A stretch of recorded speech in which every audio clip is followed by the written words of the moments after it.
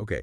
So have you ever wondered, like, if moving in with your partner, like, before marriage is actually a good idea? Oh, yeah, big time. Right. It feels like everyone's got an opinion on whether it's like a relationship booster or a recipe for disaster. Definitely. And get this, 70% of couples today are already living together before they say I do. Wow, that many. Yeah, so chances are this deep dive is like super relevant to you or someone you know. Makes sense. So we're going to unpack this whole trial run for marriage thing, Okay. see if there's any truth to it. Love it. And luckily, we've got an expert here to help us sort through all the research and like make sure we don't jump to any like overly simplistic conclusions. Happy to be here. It's definitely more complex than it seems at first. I bet. Like on the one hand, it makes sense you get to see each other's like true colors, not just the date night version, Yes, right? totally. But then you hear all this stuff about cohabitation leading to higher divorce rates. Right. It's like, wait a minute, is this a good idea or not? Yeah, that's the big question. For sure. So where do we even start with all this? Well, there's this concept called the cohabitation effect, which is basically the idea that living together first might actually make couples less committed to marriage in the long run. Really? Yeah, it's like that pressure to make it official kind of goes away. Oh, I see. So if things get tough, it's easier to just walk away. So it's almost like the stakes are lower since you're already in that kind of merged life mode. Exactly. And especially for younger couples who are statistically more likely to live together before marriage, they might be even more susceptible to this. Oh, that makes sense. Yeah. You're still figuring yourself out at that age. Right. And then you throw in all the complexities of living together, like finances, chores, all that. A lot to navigate. Totally. It Yeah. can definitely create some extra friction when it comes to making that long-term commitment. For sure. And research actually shows that age and how mature the relationship is both play a big role here. Oh, interesting. Okay. So how does that work? Well, think about it like this. A couple in their early 20s who are already living together might not feel as much pressure from like family or society to get married, Right. which can be great, but it also means they might not have had those really important, are we really in this conversations before taking such a big step. Yeah, like maybe they just kind of slide into this we're basically married already mindset without actually talking about if they have the same long-term goals. Exactly. And sometimes those unaddressed differences can cause problems down the line, like resentment or conflict, which can make the transition to marriage even harder. This is already making me rethink my whole living together as a foolproof test theory. Uh-huh. But wait, before we completely write it off, isn't there also a good argument for how living together can make a relationship stronger? Oh, absolutely. We were talking about this earlier. Like, you get to see the real person, the good, the bad, and the just plain messy. Right. Think of it this way. It's the difference between like a vacation fling and building a life together. I like that. When you're sharing a space, you're not just seeing the best version of your partner anymore. It's more like the 24/7 unfiltered version. Yeah, exactly. It's all about navigating those everyday realities, like finances, chores, how you deal with disagreements when you're both stressed. And haven't had coffee yet. Especially then. It's about those less glamorous but super important parts of compatibility. So it's like that saying, you don't truly know someone until you've traveled with them, but make it lived with them and fought over whose turn it is to empty the dishwasher. Uh-huh. Exactly. But okay, if that's the case, how do we explain all this talk about cohabitation being linked to higher divorce rates? That's going to be a little alarming if you're thinking about moving in with someone. All right, so let's break that down because this is where things get a little more complicated. Okay, hit me with it. While the divorce rate data is definitely out there, we got to be careful about jumping to conclusions. Right, right. There's this thing called selection bias that can actually mess with those statistics. Okay, I'm going to need you to explain that one. So imagine you're at a party and everyone wearing red shirts loves pizza. Okay. Does that mean wearing a red shirt suddenly makes you crave pizza? Probably not. Right. It's more likely that they were all pizza fans who just happened to wear red that day. Gotcha. So applying that logic to relationships, people who choose to live together might already have different views on marriage itself compared to people who don't. Okay. Maybe they come from families with more divorce. Yeah, that makes sense. Or maybe they just don't put as much importance on the whole traditional marriage thing. Interesting. Those factors could be influencing those divorce rates, whether or not they live together first. So it's not necessarily the act of living together that's the problem. Right. It's more like those pre-existing beliefs and experiences are already kind of setting the stage. Exactly. And to add another layer to this whole thing, there's also the timing factor. Okay, what's that? Couples who live together after dating for a while, like let's say 2 years or more, they tend to have lower divorce rates than couples who move in after dating for just a short time. So rushing into moving in together after like 3 months of dating might not be the best idea. Well, it might raise some questions about whether you really know each other well enough before adding all the complexities of living together. Yeah, that makes sense. So if it's not as simple as cohabiting equals divorce, then what is the takeaway here? This is definitely more nuanced than I initially thought. And you're right, it is nuanced. The real issue isn't cohabitation itself, but the how and the why behind it. Okay, so what does that mean? It's about asking yourselves, what are our goals as a couple? What do we expect from living together? Have we even talked about this stuff openly and honestly? So communication is key as always, but this makes me think. If you're saying cohabitation can be like a test of compatibility, what are the passing criteria? Like, what are the actual signs that it's making a relationship stronger? That's a fantastic question, and it's one we're going to dive into right after the break. Stick with us because we're about to get into some specific signs that living together might actually be boosting your bond instead of weakening it. Ooh, good cliffhanger. Hmm. All right, listeners, don't go anywhere. We'll be right back with more. All right, so we've established that moving in together isn't some kind of magic relationship test. Right. It's not going to like doom you to break up or guarantee you'll stay together forever, Definitely not, but it can show you some pretty important stuff about if you're actually compatible. for sure. So let's talk about those passing criteria we were talking about before the break. Okay. What are some of the signs that living together is actually a good thing for your relationship? Well, one of the biggest green flags is something we've already touched on, communication. Yeah. And I don't just mean like, did you pick up the dry cleaning communication? Right. I'm talking about real, deep, honest communication about your needs, your expectations, even those little things that bug you. Yeah. Can you both express yourselves clearly without like walking on eggshells or shutting down completely? That's huge. It is. And just as important, can you actually listen to what your partner is saying even when you don't agree with them? Makes me think about those couples who can like have a calm conversation even when they disagree. Right. It's like they figured out how to navigate those tricky waters without it turning into like a huge fight. Exactly. And that's definitely something you see a lot in couples who are doing well with cohabitation. So it's not about never having disagreements. It's about having the right tools to deal with them in a healthy way. Exactly.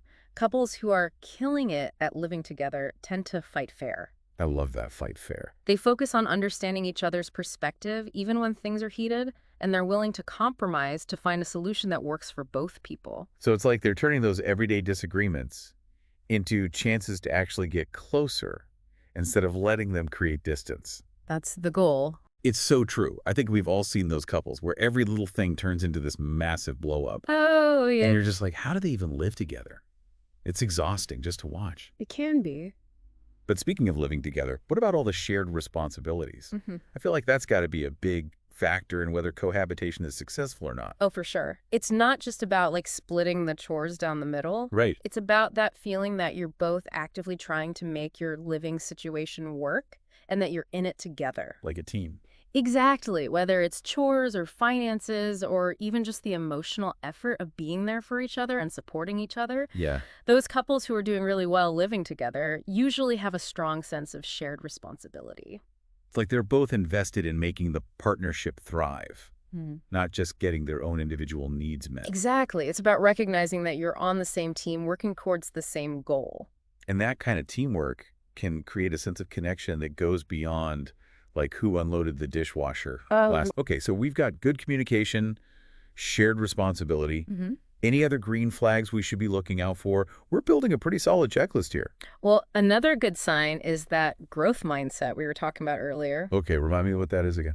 It's like maybe you weren't the best at communicating your needs before you moved in together, Yeah. but you're both actively working on it, like reading books, going to therapy, trying different strategies. Right. Or maybe you discovered you have totally different ways of thinking about money, Happens all the time. but you're having open and honest conversations about finding a way to make it work for both of you.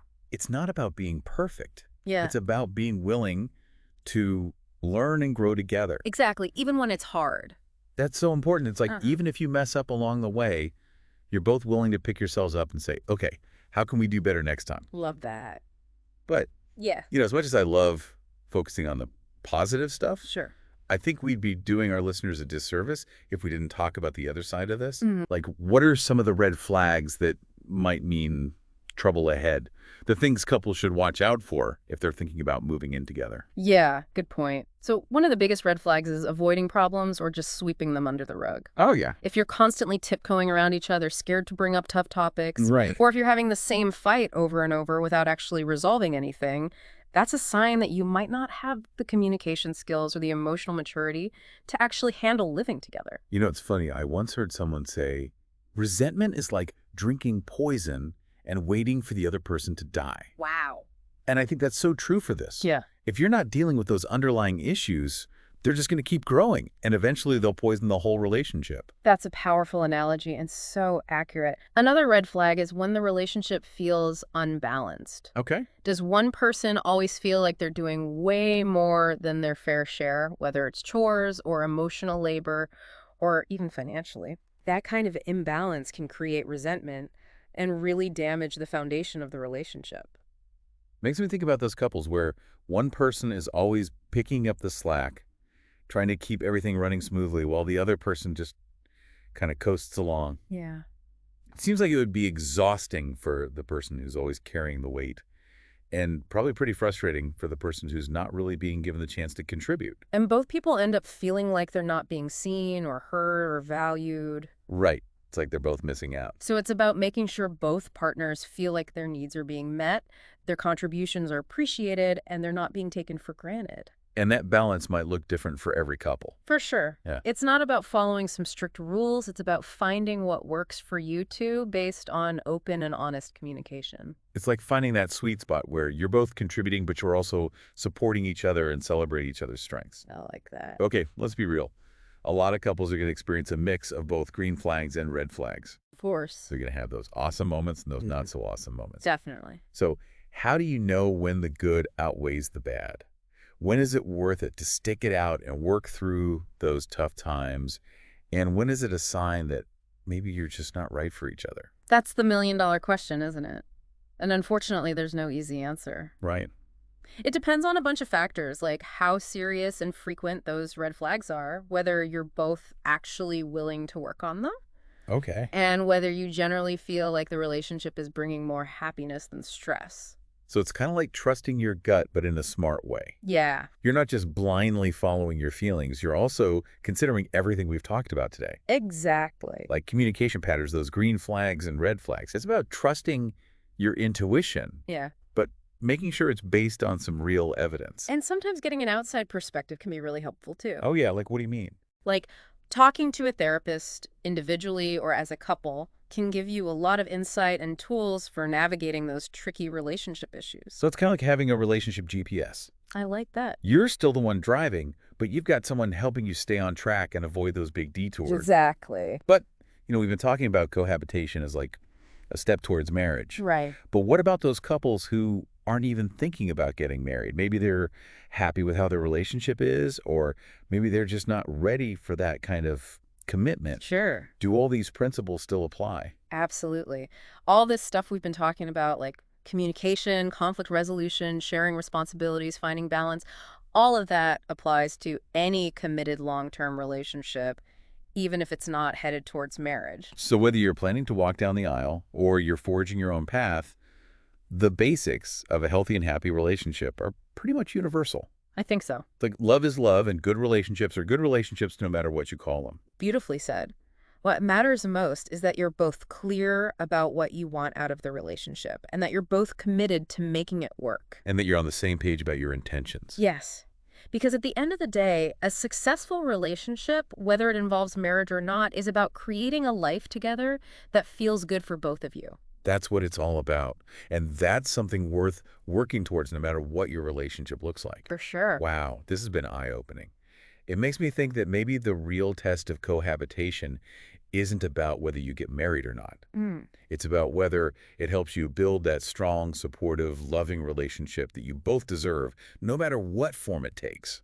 It's about creating that safe space where you can be yourselves, support each other's dreams, and face those life challenges together. I couldn't have said it better myself.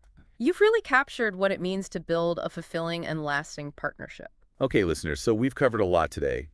from those initial nerves about moving in together to the bigger picture of what actually makes relationships thrive, whether marriage is the goal or not. Yeah, and I just want to add, for anyone who's feeling overwhelmed by all of this, don't be afraid to ask for help. Yeah, good point. Whether it's from friends, family, or a therapist, there's no shame in seeking support as you navigate the ups and downs of relationships. We're all in this together, and sometimes having someone to talk to can make all the difference. Absolutely. We're all works in progress, right? And relationships are a journey, not a destination. Very true. But, for all the challenges and complexities we've talked about today, there's something really beautiful about two people choosing to share their lives, support each other's dreams, and create their own little world together. It is. It's a testament to the power of human connection. And it's definitely worth celebrating. Definitely. It's funny. We started this whole thing wondering if living together before marriage is good or bad. Right. And always, turns out there's no easy answer. Definitely not. Life is way more complicated than a simple yes or no. For sure. Yeah. But I feel like we've actually gone beyond just saying, it depends. I think so too. You've got a more nuanced view now, which is exactly what these deep dives are all about. I totally agree. It's like I've leveled up my understanding of this whole cohabitation thing. And honestly, it's kind of a relief. How so? Well, it means we have more control than I thought. It's not about blindly following some rule book. It's about making conscious choices about what we want our relationships to look like. Exactly. This whole conversation hasn't been about finding the right answers, but about asking better questions, both of ourselves and our partners. So true. Yeah. Instead of freaking out about divorce rates, we can ask ourselves things like, are we communicating honestly? Mhm. Are we both putting in effort and feeling appreciated? Are we handling arguments in a way that brings us closer? Those are the questions that actually matter. The stuff that can make a real difference regardless of whether you're aiming for marriage or just a strong and happy partnership. And it's not just for romantic relationships either, right? This applies to any situation where you're sharing a life with someone. Like roommates, even. Absolutely. Those core principles are universal. Okay, so to wrap things up for our listeners today, Mm. what's the one thing you want them to take away from all this? I'd say if living together is a test, the most important thing is how it impacts your relationship. Does it bring you closer or push you further apart? Are you growing together or the same old problems getting worse? Pay attention to that feedback. I love that. It's not about checking boxes on some list. It's about how you actually feel in that shared space, both individually and as a couple. Exactly. It should bring out the best in both of you, not make things worse. Couldn't have said it better myself. Paying attention to those little changes in your dynamic, that's how you know if living together is right for your relationship. This has been so insightful. All right, listeners, that's a wrap on our deep dive into cohabitation. We've explored the research, the myths, the good signs, the bad signs, and everything in between. And we'd love to keep the conversation going. What are your thoughts on all of this? Did anything resonate with you? Share your stories and takeaways in the comments. Connect with us on social media or even send us a voice message. We always love hearing from you. And if you're thinking about taking the plunge, or maybe you're already living together and going through it all, remember what we talked about. Communicate openly. Be thoughtful about your choices and put your well-being first, both individually and as a couple. Trust yourselves, trust the process, and remember, building a strong relationship takes time. Perfectly said. Until next time, keep exploring those relationship questions. And remember, we're right here with you every step of the way.